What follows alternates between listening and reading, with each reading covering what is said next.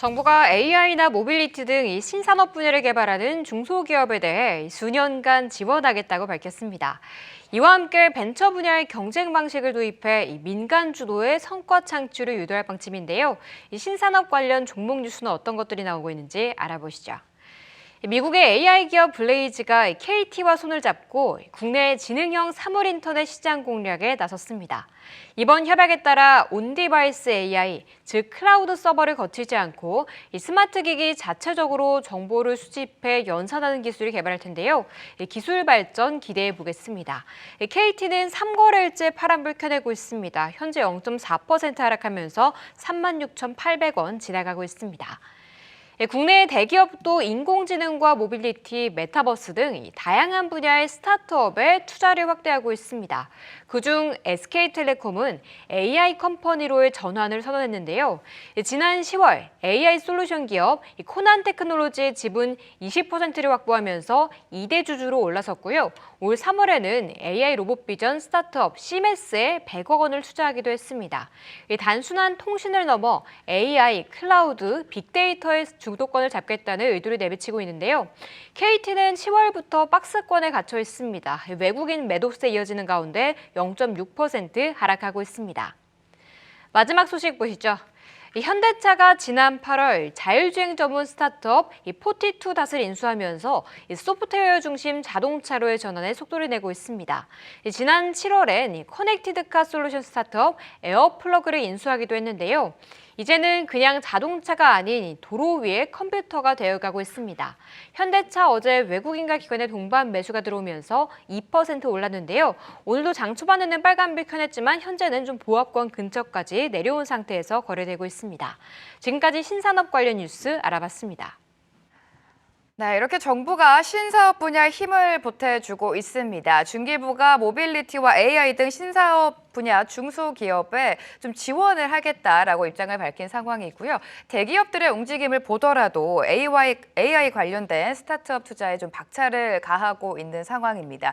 통신사들도 지금 AI 콘텐츠에 관심을 갖고 있는데 말 그대로 미래 먹거리 신사업인 것 같아요. 네, 사실 자율주행이라든지 아니면 AI라든지 이런 사업들 자체가 연말과 연초에 많은 부분 투자가 집행되는 부분이 상당히 많기 때문에 그런 부분에서 돈이 몰리는 쪽에 결국은 수익률이 따라오게 되는 이런 돈의 흐름에 따라서 수익률이 따라오게 되는 이런 부분이 상당히 많이 이제 나올 수 있다라고 생각을 하고 있고요.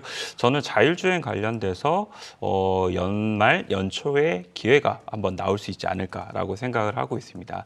사실 자율주행 관련돼서는 이제 애플이라든지 아니면 폭스바겐이 자율주행 관련된 부분을 연기를 하겠다 혹은 사업을 완전 자율주행 포기를 하겠다라고 이야기를 하게 되면서 투자 심리가 많은 부분 위축이 됐던 부분이 있었었는데 반대로 보게 되면 모빌아이 같은 경우에는 지금 상장을 하고 난 이후부터 계속적으로 신고가를 갱신을 하는 흐름을 보이고 있습니다. 네. 내년도 가이던스 같은 경우에도 경영진이 상당히 공격적으로 제시를 하게 되면서 이러한 부분이 이 JP모건이라든지 아니면 월가에서도 긍정적인 지금 평가를 많은 부분 받고 있고요. 수요에 대한 부분이 확실히 많은 부분 늘어나게 될 것이다 라고 있는 평가를 많이 받고 있는 만큼 그런 부분이 결국은 자율주행 전반적으로 투자 심리를 다시 한 번 더 확대시켜 줄 수 있는 요인이 되지 않나라고 생각을 해볼 수 있는 것 같고요.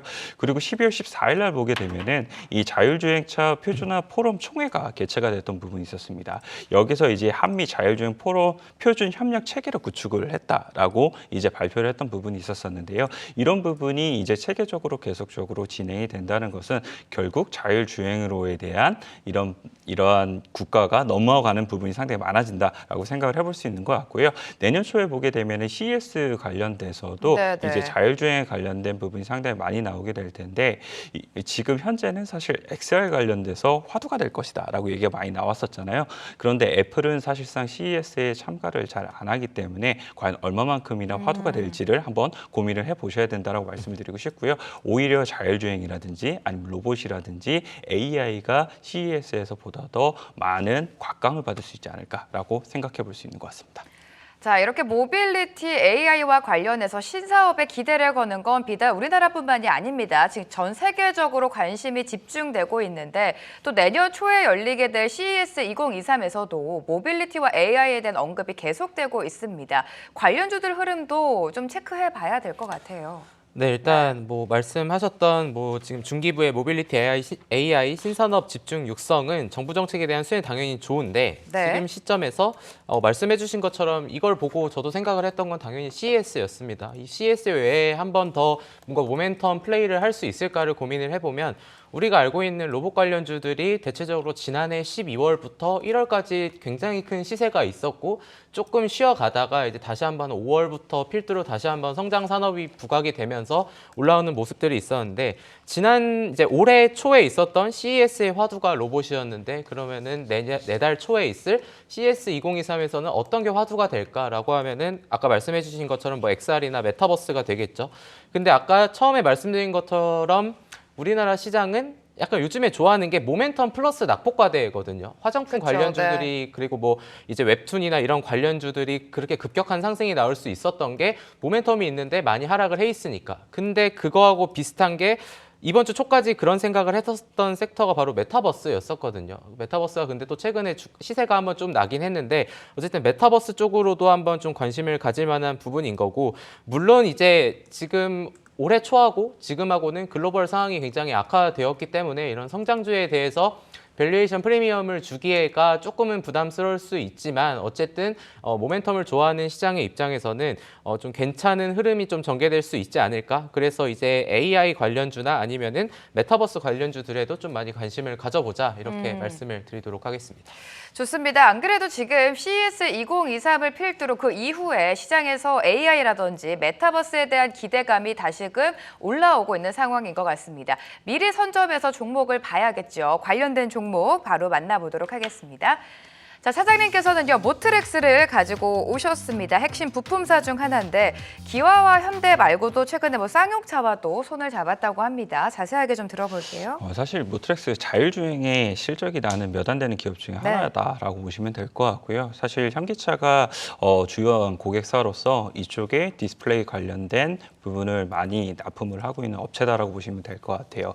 이 현기차 같은 경우에는 사실 북미라든지 이런 조금 더 돈이 많이 될 만한 쪽에는 사실상 모트렉스가 들어가지 못하고 그 니치 마켓 쪽으로 조금 많이 들어갔었던 부분이 있었었는데 그것이 결국은 아직까지 대량 생산이 나오지 못하는 특수 목적 이 베이커리라든지 이런 쪽으로는 훨씬 더 모트렉스가 활용될 가능성이 상당히 높아 보입니다. 그래서 예전 같은 경우에 뭐 니로 플러스라든지 이런 쪽으로도 이미 모트렉스가 납품을 한 이력이 있고요. 향후에도 이제 나오게 되는 기아 향 관련돼서도 추가적으로 모트렉스가 납품이 될 것으로 전망이 되고 있는 만큼 이러한 자율주행 테마가 다시 한 번 더 강해지게 됐을 때 모트렉스가 움직일 가능성이 상당히 높다라고 말씀을 드릴 수가 있을 것 같고요. 그리고 얼마 전에 보게 되면 쌍용차 관련돼서도 이 배터리 관련된 패키징을 이제 수주를 했다라는 뉴스 보도도 나왔던 부분이 있었습니다. 그래서 더욱더 고객사에 대한 부분이라든지 아니면 사업에 대한 비즈니스를 확대를 하고 있구나라고 생각을 해볼 수 있는 것 같고요. 그리고 자회사에 대한 이제 전진 건설 로봇 같은 경우에는 사실 이제 콘크리트 펌프카를 만들고 있는 업체이거든요. 글로벌적으로도 보게 된다 하더라도 상당히 5위권 정도의 이제 위치를 하고 있고 북미 시장에서도 한 3위권에 위치를 하고 있는 만큼 북미에서도 관련된 인프라에 대한 부분에 대한 수혜가 충분히 더욱더 나올 수 있지 않나라고 판단을 해볼 수 있는 것 같습니다. 그래서 모트렉스가 2만 원을 넘게 상승을 했었다가 한 16,000원 부근까지 내려왔었거든요. 네. 그래서 여기서는 충분히 한번 접근을 해보자라고 말씀을 드리도록 하겠습니다. 지금 시점에서 좀 매수의 관점으로 봐도 되겠다. 모트렉스 공개해 주셨고요. 대표님의 종목 마지막으로 만나보도록 하겠습니다. 자, 오늘 관련해서 가지고 오신 종목은요, 솔트룩스를 가지고 오셨습니다. 솔트룩스 하면 저는 뭐 당연히 국민 앱이죠. 구삐가 좀 떠오르고 네. 있는 것 같은데 다양한 호재 좀 들어보도록 할게요. 원래 네. 저 모트렉스 준비했었는데 아, 그래 겹치셨구나. 네네. 그래가지고 이제 솔트룩스로 준비를 했는데요. 솔트룩스는 소프트웨어 분야 최초로 우리나라의 코스닥에 상장한 기업입니다. 최근에 주가가 오르는 이유도 사실 이 회사에 대한 정보는 많이 없는데 저도 올해 초에 좀 다녀와서 느낀 거는 기술력은 되게 좋은데 일단 시장에 많이 알려져 있지 않은 회사거든요. 이 회사가 특수환경 자율주행 3D AI 데이터 구축에 대한 국책 과제를 진행을 하면서 자율주행 AI 자체 기술을 보유를 했고요. 자체 기술이 높은데 이 회사의 주요 고객사가 금융권입니다. 금융권은 특히나 다른 산업보다도 좀 더 진입 장벽이 굉장히 높습니다. 왜냐하면 보안을 더 중요시하기 때문이죠. 근데 이러한데도 불구하고 고객사를 확보를 했고 제일 우리 근처에서 이제 활동을 했었던 거는 아까 말씀해주신 범정부 통합민원 챗봇 국민비서 이제 국비가 그쵸, 네. 일단은 우리 이제 동사가 납품을 한 거고.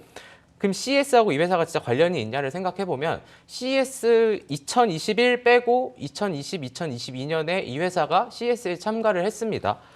2020년에는 어떤 거 했냐면은 메타 휴먼 해가지고 트럼프 전 이제 대통령 네. 형상화했었던 그런 기술도 갖고 있었고, 그리고 이제 이번에도 참가를 하는데요. 메타 휴먼 기반 AI 서비스 플루닛을 소개한다고 밝혔습니다. 그러니까 이제 AI 관련 주요 기업으로 자리매김을 할 수 있을 것 같고, 그리고 이제 CS 2022 이제 올해 초에는 B2C 서비스인 딥시그널과 소상공인을 위한 AIC를 좀 공개를 하면서 좀 많은 부분들에 대해서 기술력을 입증을 하고 있는데 최근 같은 경우에도 약간은 좀 이제 기관 쪽에서 좀 관심을 갖고 있는 듯한 모습. 물론 이제 지금 시간 기준으로 시가총액이 1,000억 원이 약간 안 되기 때문에 뭐 이런 부분들이 부담 요인으로는 작용할 수 있겠으나 어쨌든 CS 관련해가지고 AI를 찾는다라고 하면은 그동안에 꾸준히 참여했었던 몇 안 되는 기업이니까 이런 기업들을 한번 좀 잘 준비해 보시고 좀 연구를 해 보셨으면 좋겠습니다.